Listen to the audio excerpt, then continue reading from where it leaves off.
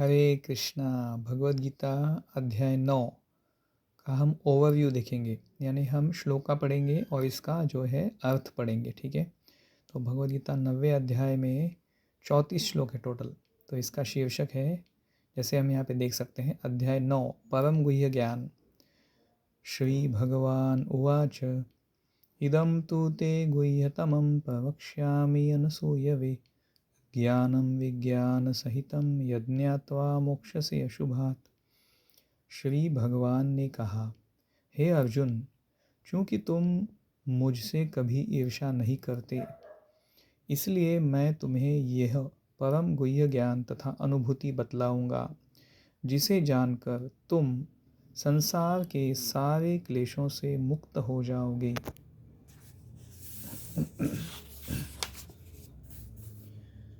दूसरा श्लोक। राजविद्या राजगुह्यं पवित्रम् इदमुत्तमं प्रत्यक्षावगमं धर्म्यं सुसुखं कर्तुमव्ययम्। यह ज्ञान सब विद्याओं का राजा है, जो समस्त रहस्यों में सर्वाधिक गोपनीय है। यह परम शुद्ध है, और चूंकि यह आत्मा की प्रत्यक्ष अनुभूति कराने वाला है, अतः यह धर्म का सिद्धांत है। यह अविनाशी है और अत्यंत सुखपूर्वक संपन्न किया जाता है। तीसरा श्लोक। अश्रद्धाना पुरुषा धर्मस्यास्य परन्तप अप्राप्य मां निवर्तन्ते मृत्यु संसार वर्त्मनि। हे परंतप, जो लोग भक्ति में श्रद्धा नहीं रखते, वे मुझे प्राप्त नहीं कर पाते, अतः वे इस भौतिक जगत में जन्म मृत्यु के मार्ग पर वापस आते रहते हैं। चौथा श्लोक। मया ततमिदं सर्वं जगदव्यक्तमूर्तिना मत्स्थानि सर्वभूतानि न चाहं तेषु अवस्थितः। यह संपूर्ण जगत मेरे अव्यक्त रूप द्वारा व्याप्त है। समस्त जीव मुझ में है, किंतु मैं उनमें नहीं हूँ। पांचवा श्लोक।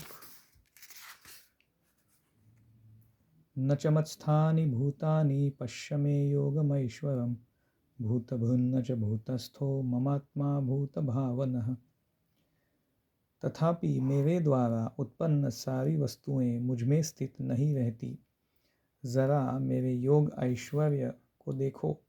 यद्यपि मैं समस्त जीवों का पालक भरता हूँ और सर्वत्र व्याप्त हूँ, लेकिन मैं इस विराट अभिव्यक्ति का अंश नहीं हूँ, क्योंकि मैं सृष्टि का कारण स्वरूप हूँ। छठवां श्लोक। यथाकाश स्थितो नित्यं वायुः सर्वत्र गो महान् तथा सर्वाणि भूतानि मत्स्थानीति उपधारय।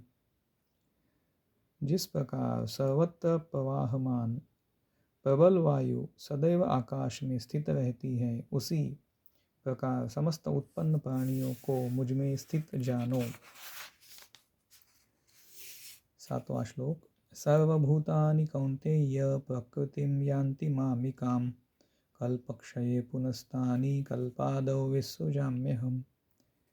हे कुंती पुत्र, कल्प का अंत होने पर सारे प्राणी मेरी प्रकृति में प्रवेश करते हैं, और अन्य कल्प के आरंभ होने पर मैं उन्हें अपनी शक्ति से पुनः उत्पन्न करता हूँ। आठवां श्लोक। प्रकृतिं स्वामवष्टभ्य विसृजामि पुनः पुनः भूतग्रामम् इमं कृत्स्नम् अवशं प्रकृतेर्वशात्। संपूर्ण विराट जगत मेरे अधीन है। यह मेरी इच्छा से बारंबार स्वतः प्रकट होता रहता है, और मेरी ही इच्छा से अंत में विनष्ट होता है।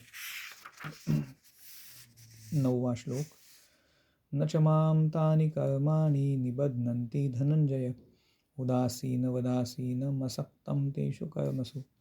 हे धनंजय, ये सारे कर्म मुझे नहीं बांध पाते हैं। मैं उदासीन की भांति इन सारे भौतिक कर्मों से सदैव विरक्त रहता हूँ। 10वां श्लोक। मय्याध्यक्षेण प्रकृति सूयते सचराचरं हेतुनानेन कौन्तेय जगद्विपरिवर्तते। हे कुंती पुत्र, यह भौतिक प्रकृति मेरी शक्तियों में से एक है और मेरी अध्यक्षता से कार्य करती है, मेरी अध्यक्षता में कार्य करती है, जिससे सारे चर तथा अचर प्राणी उत्पन्न होते हैं।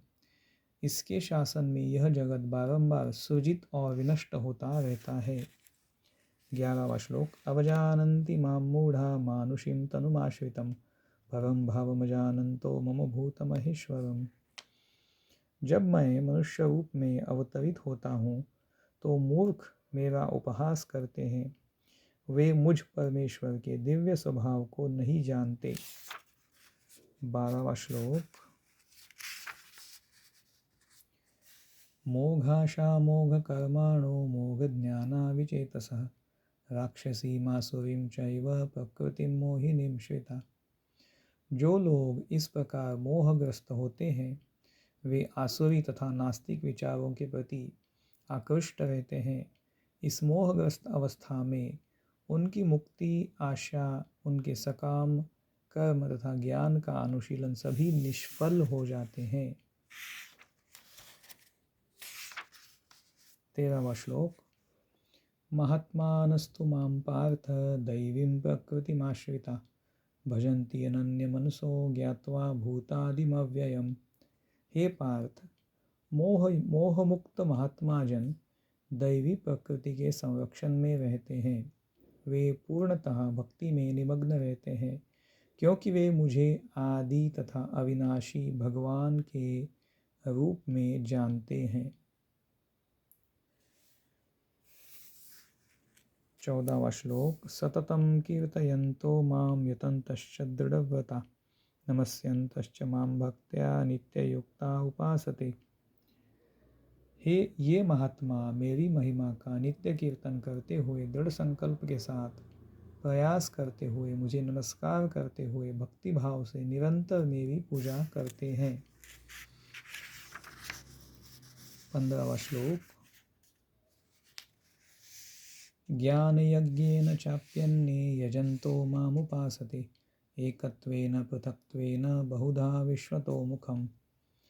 अन्य लोग जो ज्ञान के अनुशीलन द्वारा यज्ञ में लगे रहते हैं वे भगवान की पूजा उनके अद्वय रूप में विविध रूपों में तथा विश्व रूप में करते हैं। 16वां श्लोक। अहम क्रतुरहम यज्ञः स्वधाहम अहम औषधम मंतोहम अहम एवाज्यम अहम अग्निर अहम हुतम। किंतु मैं ही कर्मकांड, मैं ही यज्ञ, पितरों को दिया जाने वाला तर्पण, औषधि, दिव्य ध्वनि, मंत्र, घी, अग्नि तथा आहुति हूँ। 17वां श्लोक। पिताहमस्य जगतो माता धाता पितामह वेद्यं पवित्रमोंकार रुक्साम यजुरेव च। मैं इस ब्रह्मांड का पिता, माता, आश्रय तथा पितामह हूँ। मैं ज्ञेय, जानने योग्य, शुद्धिकर्ता तथा ओंकार हूँ। मैं ऋग्वेद, सामवेद तथा यजुर्वेद भी हूँ। 18वां श्लोक। गतिर्भर्ता प्रभु साक्षी निवासः शरणं सुहृत् प्रभवः प्रलयस्थानं निधानं बीजमव्ययम्। मैं ही लक्ष्य, पालन करता, स्वामी, साक्षी, धाम, शरणस्थली तथा अत्यंत प्रिय मित्र हूँ। मैं सृष्टि तथा प्रलय, सबका आधार, आश्रय तथा अविनाशी बीज भी हूँ। 19वां श्लोक। तपामि अहम अहम वर्षम निगृह्णामि उत्सृजामि च अमृतं चैव मृत्युश्च सदसच्चाहम अर्जुन। हे अर्जुन, मैं ही ताप प्रदान करता हूँ और वर्षा को रोकता तथा लाता हूँ। मैं अमरत्व हूँ और साक्षात मृत्यु भी हूँ। आत्मा तथा पदार्थ, सत तथा असत दोनों मुझ ही में है। 20वां श्लोक। त्रैविद्या मां सोमपापूत पापा यज्ञैविष्ट्वा स्वर्गतिं प्रार्थयन्ति ते पुण्यमासाद्य सुरेन्द्रलोकम् अश्नन्ति दिव्यान् दिवि देव भोगान्। जो वेदों का अध्ययन करते तथा सोमरस का पान करते हैं वे स्वर्ग प्राप्ति की गवेषणा करते हुए अप्रत्यक्ष रूप से मेरी पूजा करते हैं, वे पाप कर्मों से शुद्ध होकर इंद्र के पवित्र स्वर्गिक धाम में जन्म लेते हैं, जहाँ वे देवताओं का सा आनंद भोगते हैं। 21 श्लोका। ते तं भुक्त्वा स्वर्गलोकं विशालं क्षीणे पुण्ये मर्त्यलोकं विशन्ति एवं त्रयी धर्ममनुपपन्ना गतागतं कामकामा लभन्ते। इस प्रकार जब वे उपासक विस्तृत स्वर्गिक इंद्रिय सुख को भोग लेते हैं और उनके पुण्य कर्मों के फल क्षीण हो जाते हैं, तो वे इस मृत्यु लोक में पुनः लौट आते हैं। इस प्रकार जो तीनों वेदों के सिद्धांतों में दृढ़ रहकर इंद्रिय सुख की गवेषणा करते हैं, उन्हें जन्म मृत्यु का चक्र ही मिल पाता है। 22वां श्लोक। अनन्यश्चिन्तयन्तो मां ये जना पर्युपासते तेषां नित्याभियुक्तानां योगक्षेमं वहाम्यहम्।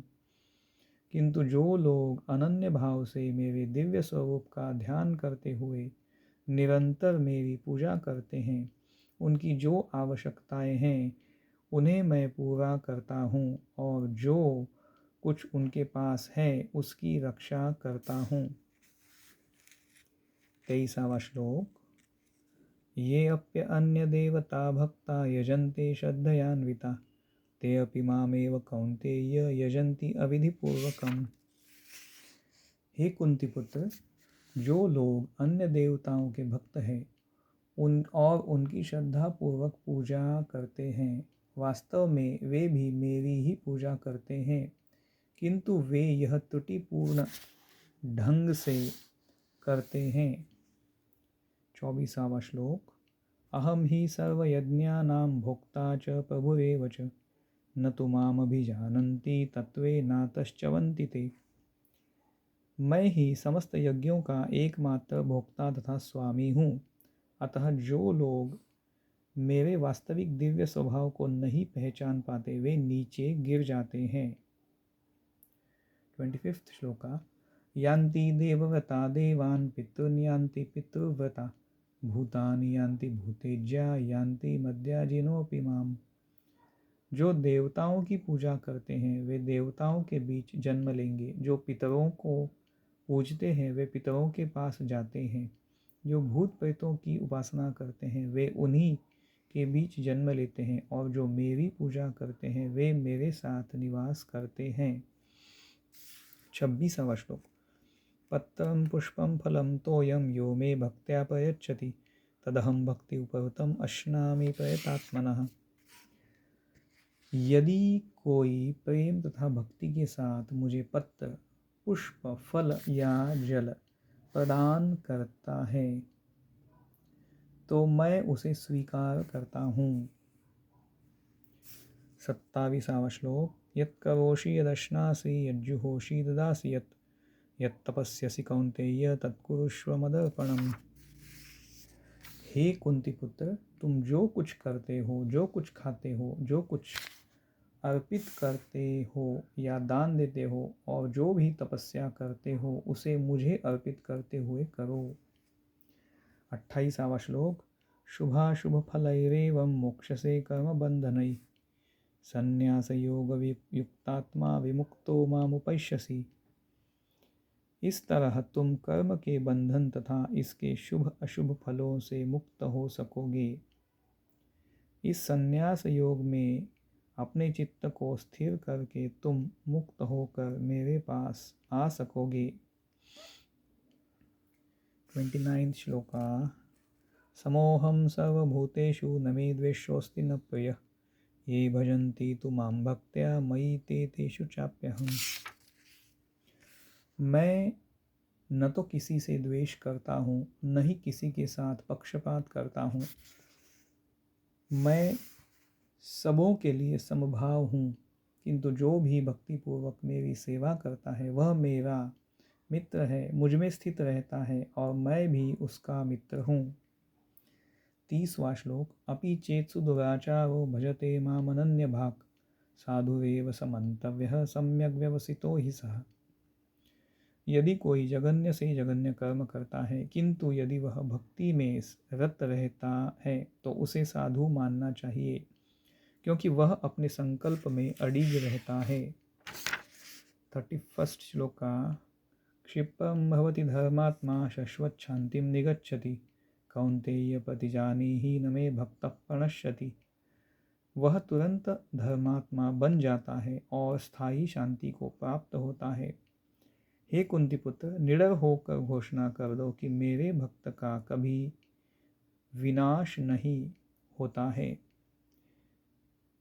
32वां श्लोक। माम ही पार्थ व्यपाश्रित्य ये स्युपापयोनयः, स्त्रियो वैश्यास्तथा शूद्रास्ते अपि यान्ति पराम गतिम। हे पार्थ, जो लोग मेरी शरण ग्रहण करते हैं वे भले ही निम्न जन्मा स्त्री, वैश्य, व्यापारी तथा शूद्र श्रमिक क्यों न हो, वे परम धाम को प्राप्त करते हैं। 33। किम पुनर्ब्रह्मणा पुण्या भक्ता राजर्षयस्तथा, अनित्यम असुखम लोकम इमं प्राप्य भजस्व माम। फिर धर्मात्मा ब्राह्मणों, भक्तों तथा राजर्षियों के लिए तो कहना ही क्या। अतः इस क्षणिक दुखमय संसार में आ जाने पर मेरी प्रेमा भक्ति में अपने आप को लगाओ। 34 shloka. Last shloka of this 9th chapter. मन्मना भव मद्भक्तो मद्याजी मां नमस्कुरु, मामे वैश्यसि युक्त एवं आत्मानं मत्परायणः। अपने मन को मेरे नित्य चिंतन में लगाओ, मेरे भक्त बनो, मुझे नमस्कार करो और मेरी ही पूजा करो। इस प्रकार मुझ में पूर्णतया तल्लीन होने पर तुम निश्चित रूप से मुझको प्राप्त होगे। हरे कृष्णा फ्रेंड्स। तो ये 9वें अध्याय का पूरा 34 श्लोक का हमने देखा और उनका भाषांतर हमने पढ़ा। तो एक छोटा सा एक ओवरव्यू, इससे हमें आइडिया आता है कि 9वें अध्याय में परम गुह्य ज्ञान क्या कहना चाहते हैं भगवान। तो ये वीडियो आपको कई बार सुनना है, सुनते सुनते आपको ये श्लोकों का उच्चार समझ में आएगा, श्लोकों का मीनिंग भी अपने को अच्छा समझ में आएगा। तो हम अभी भगवद्गीता के हर एक चैप्टर का श्लोका और उसका अर्थ, ऐसे सभी चैप्टर्स के हम वीडियो डालेंगे। तो आप हर चैप्टर का ओवरव्यू इसमें शॉर्टली आपको समझ में आएगा। तो आप इन वीडियोस को कई बार देखिए और आपके फ्रेंड्स में सर्कुलेट करिए। और यस, मेरा रिक्वेस्ट है आपसे कि इस चैनल को लाइक कीजिए, शेयर कीजिए और सब्सक्राइब कीजिए, और ताकि ज़्यादा से ज़्यादा लोगों को इस भगवद गीता के बहुत ही सुंदर पवित्र ज्ञान का लाभ मिले, नाम संकीर्तन करने का उनको चांस मिले और भगवान के अनंत आशीर्वाद हम सबको मिले। हरे कृष्णा।